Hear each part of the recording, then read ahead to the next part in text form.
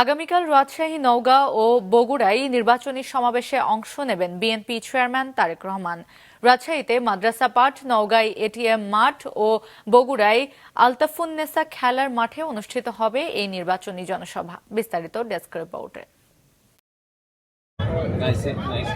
আগামীকাল শুরু হচ্ছে বিএনপি চেয়ারম্যান তারেক রহমানের উত্তরবঙ্গে নির্বাচনী সফর। শুরুতেই দুপুরে রাজশাহী মাদ্রাসা মাঠে নির্বাচনী জনসভায় অংশ নেবেন তিনি। দীর্ঘ ২২ বছর পর নেতাকে কাছে পাওয়া উপলক্ষে ব্যাপক প্রস্তুতিতে ব্যস্ত মহানগরীর নেতাকর্মীরা। এই সমাবেশ একটি বিশাল মাদ্রাসা মাঠ হয়ে সমগ্র রাজশাহী মহানগরী জুড়ে একটি মহা জনসমুদ্রের রূপ লাভ করবে। আগামী 12 ফেব্রুয়ারি নির্বাচনে ইনশাল্লাহ আমাদের এই অঞ্চলের জনগণ ইনশাল্লাহ 39টা আসনে ইনশাল্লাহ সর্বময় বিজয় সুনিশ্চিত করবে। যে সকল স্থানীয় নেতারা জানিয়েছেন, জনসভায় রাজশাহী, নাটোর ও চাঁপাইনবাবগঞ্জ জেলার মোট 13টি আসনের বিএনপি প্রার্থীদের পরিচয় করিয়ে দেবেন তারেক রহমান। দলের নির্বাচনী অঙ্গীকার ও পরবর্তী দিক নির্দেশনা দিয়ে রাখবেন বক্তব্য।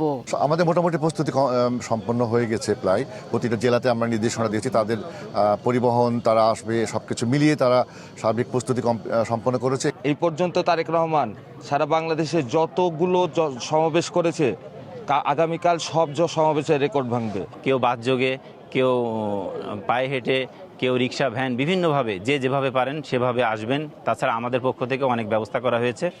রাজশাহীর সমাবেশ শেষে নওগাঁ ও বগুড়ায় জনসভায় বক্তব্য রাখবেন তারেক রহমান। প্রায় 2 দশক পর বগুড়ায় বিএনপি চেয়ারম্যানের যাওয়া উপলক্ষে উচ্ছ্বসিত নেতাকর্মী ও সাধারণ মানুষ। আমার এলাকার বাড়িতে যদি আমি দেখি যে যখন শুনছে যে এই রাস্তা দিয়ে তারেক রহমান যাবে, আমাদের বাড়িতে কিন্তু দূর দূরান্ত থেকে আত্মীয় স্বজন এসেছে। একবারে মাঠ পর্যায়ে থেকে সবার উচ্ছ্বাসে আনন্দে ভাসছে যে তারেক রহমান কখন আসবে। তারা তাকে এক নজর দেখার জন্যে সব অধীর আগ্রহে চেয়ে আছে। এ উপলক্ষে সাজানো হয়েছে জেলা বিএনপি কার্যালয় ও তারেক রহমানের দলীয় অফিস। প্রস্তুত করা হচ্ছে জনসভা মঞ্চ। ব্যাপক উৎসাহ উদ্দীপনার মধ্য দিয়ে অপেক্ষা করছেন যে কখন তাদের প্রিয় সন্তান বগুড়া আসবে।